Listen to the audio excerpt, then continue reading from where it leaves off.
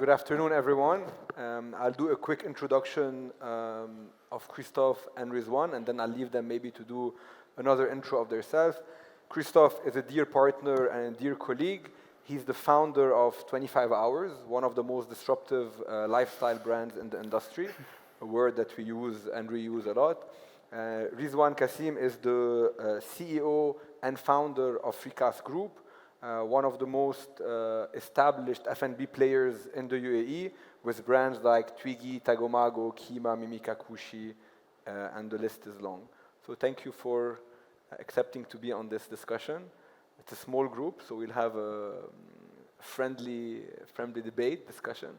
Our topic today is mainly about brands, and how are you and how are we planning to bring brands that were not created or curated in Saudi Arabia in a market like Saudi Arabia.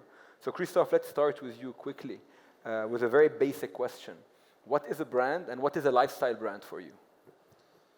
I don't want to give you the, official explanation of a brand. A brand to me is something which comes or came, in my case, very much out of my own gut or the people I worked with. It should be something which sometimes really doesn't give a damn about others. It sounds perhaps a little bit disruptive. It should be contagious, not only to the guest and to the customer, but also to the colleagues, to the employees. How does that work? I don't know really. And a brand should be also driven by passion, by emotion, by soul. And I don't believe in a brand as a label. I really believe that a brand can only stay alive if it lives by its inner depth. It has to have a lot of content, and last but not least, also a story behind. Rizwan, what is a lifestyle brand for you, maybe to kickstart? For me, the lifestyle it's a universe, and in F&B, in my business, it's something more based in what you can bring in terms of design, in terms of experience, in terms of details. Today, there is a lot of high-end restaurants and Michelin-star restaurants, but the lifestyle brand is something that it's more related to the uniqueness that you can bring in terms of design. I think the brand is more a curation and a programming that can bring something in terms of entertainment, food and service. So it's a little difficult to define, but at the same time, when I jump to hotels and 25 hours, it's nothing related to stars. It's related to the experience to the guest. For a few people here, a couple of years back in 2017, I reached out to Christoph for us to do the first 25 hours outside of Europe, to do it in Dubai. And when I asked Christoph, would you do a 25 hours in Dubai? His answer was, I'm not willing to do a 25 hours in a big shopping mall. So it took a lot of work and effort to bring Christoph to the region and to convince him that we could do something exceptional that could shake the market and could change the perception. And Dubai was the first stop. So maybe, Christoph, you can tell us a bit about how did you go from being a very European-centric brand to a brand that expanded to Dubai, and now with 3 properties in Saudi Arabia. Can you tell us a bit how will you bring the brand to Saudi? How will we remain true to that brand? And how can we bring all of the innovation that we've brought in Europe and in Dubai to the market here in Saudi? I don't know if I remember all the questions you just asked in once, but maybe for those who don't know, I made a decision in 2016 to collaborate with Accor, eventually Ennismore, which we are now together. And we, as 25 Hours back in the days, back in Europe, would have not been able to grow internationally. So we wanted to further grow because we loved our brand and we love the world and we love to be in different places, experience them, embrace them. But for that, we needed a strong partnership, and we found it through Accor Ennismore. And so that's one of the first important things, that it wouldn't work without. We grew in Europe with lease agreements, or we owned the property, so we had much more freedom. So what I had to learn the hard way is how can we liaise also with the potential owners? How important it is to build up a relationship with the respective owner, and also to convince that entity about our brand and be consequent and be bold about what you want to do. And I think I learned it in particular in Dubai, because it was back then by far the biggest hotel we have developed. It was the first real management agreement. I was very happy to get to know the owners. I was a bit skeptical before, but I think it's something like, I don't know if you know Kung Fu. I don't know how to do it, but I learned that you always have to anticipate the progress, and that you shouldn't be against it, but you should embrace all those things. And I think that was what we have done. And maybe it's not the most beautifully done design hotel in the world, which we are not anyways, but it became a cultural hotspot in town. It became the community space of Dubai. It became the place where people feel relaxed and comfortable about being there.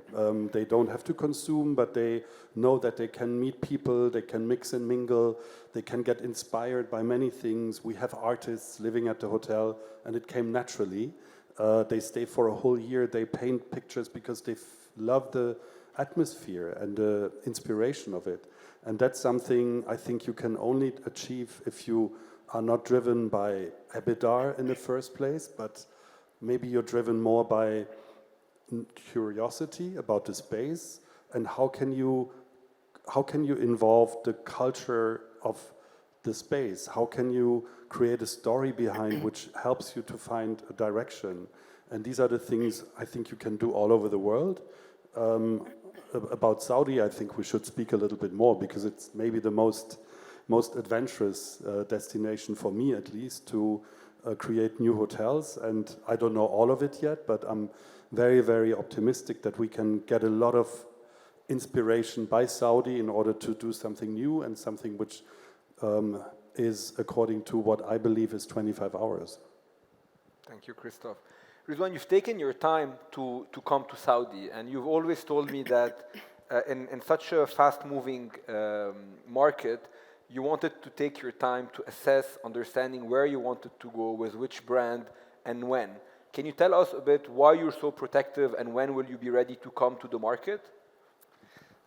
So, first of all, IKAS group is more a lifestyle group with 18 brands. So, going back to the brands, it's quite difficult to establish and move a brand alone without the essence of the brand is mainly the founders. So we start and we discover the market by doing few pop-ups. So we did a pop-up in Riyadh, in Jeddah, and in Alula. And it was important for us to learn the market, to learn also the way of consumption. I think it was a good adventure, but we start in 2019 in Jeddah. It was quite the beginning, I think, of the opening of F&B in Saudi. So we are taking our time because we want to learn. We want to make sure that all the big brands and all the big signature that was done, for example, by MGS and some other restaurant group are starting to have a success, and for us also to make sure that we don't want to compromise with what is the brand and what is the lifestyle.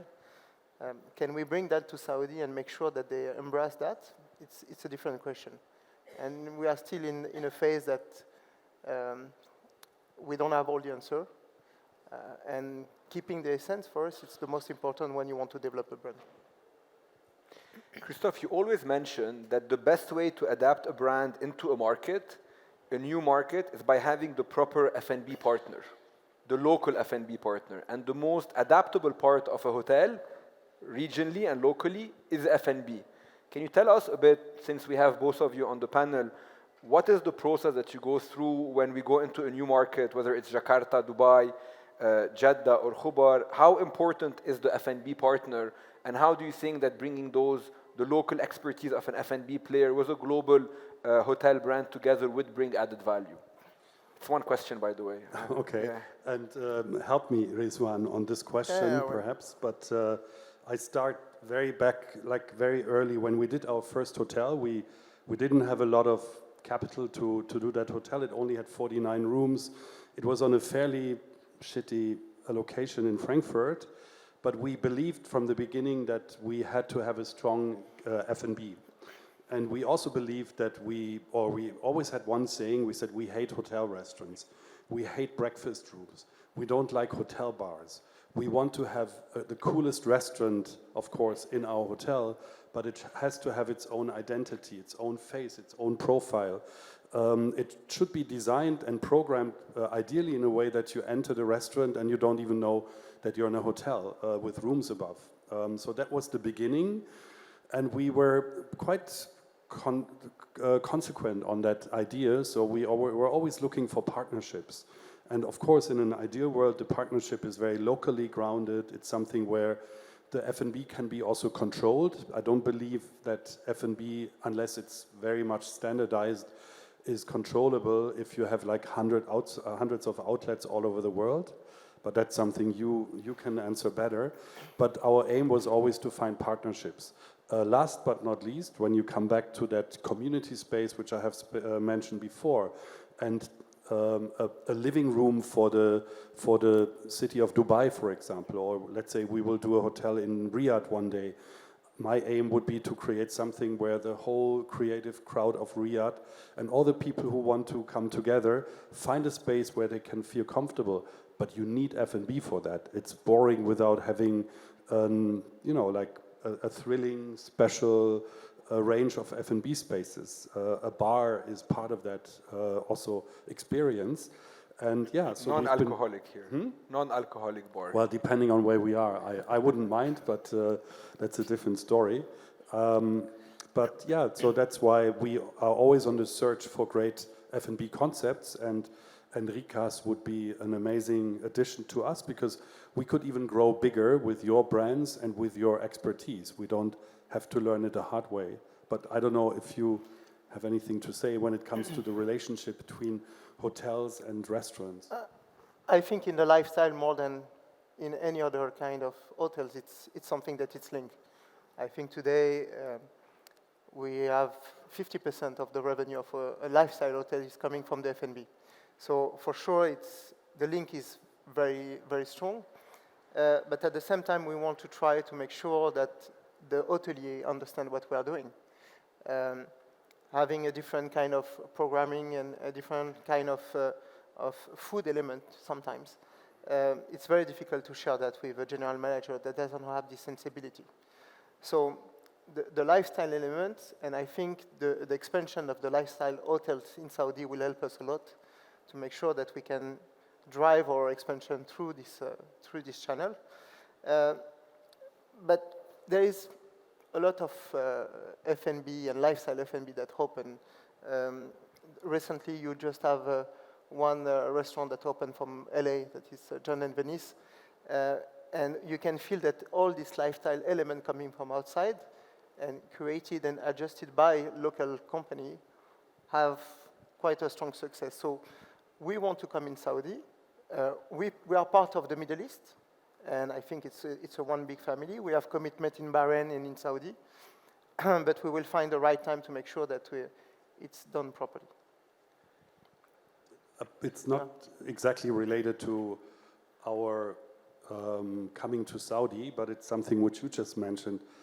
And I was like realizing while I was listening to you, for us, it was always important also to find F&B partners where there is a personality behind, such as 100%. Rizwan, a founder, a story. I don't like, as much as I hate hotel restaurants, typical ones, I dislike F&B concepts which are made in a Excel sheet or in a lab or on a PowerPoint sheet. That doesn't help because it's not sustainable. But with and don't forget the staff, the people who work. They need to have a direction. They need to be proud of working for a brand, and the brand is not just, like It's a person something also. theoretical. They want to know that they are working for Rizwan or for Christoph or whoever, and that really is so important. And I only realized that over the course of time. And I couldn't agree more. And we were having lunch earlier today with our partners, and they were explaining that out of the multiple F&B brands that they have in Saudi, the ones that have the best support and the ones that are working probably the best are the ones that have a founder behind it. Someone that has built the concept, still involved in the business, and is pushing this forward. And I think this is at the core of what Ennismore does. Ennismore, yes, grew the business, but insist on having founders drive the business and focus on it. So Christoph, maybe we can just go towards that direction about you as a brand founder, as a brand creator. How do you find the constant motivation after years of developing to continue pushing the boundaries, innovating, and how do you continue to manage to do different hotels? First of all, it's fun, and I would not advise anyone to do hotels, also from a real estate point of view or anybody's point of view. If you don't want to have fun with it, then build an office space. That's fine. You can make money or not, but it's not about fun. If you want to do a hotel, you have to be positive all the way through, and you have to embrace your colleagues. You have to understand yourself as one little piece of the whole puzzle, and you have to be able to curate it and have fun in curating it. And that means all stakeholders. That means the owners. That means your colleagues. That means the designers, the F&B partners.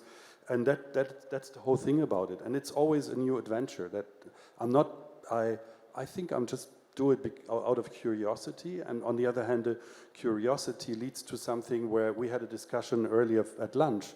I think if you start all over again each time when you do something new, even though you have maybe, 16 hotels in the back or 50 restaurants, but if you are virgin each time when you think about something new, then I think something new can develop, and that's much more important than just to say, oh, now we have 16, 18, 20 hotels. For me, Jakarta or Neom or hopefully other projects here in Saudi and in other places in the world, they are like the first baby, and you have to treat it like this. And if I stop having fun in it, I would stop doing it. Rizwan, you want to add anything to that? Having fun, yes, every day. But, to have fun, we had in IKAS, we have a different kind of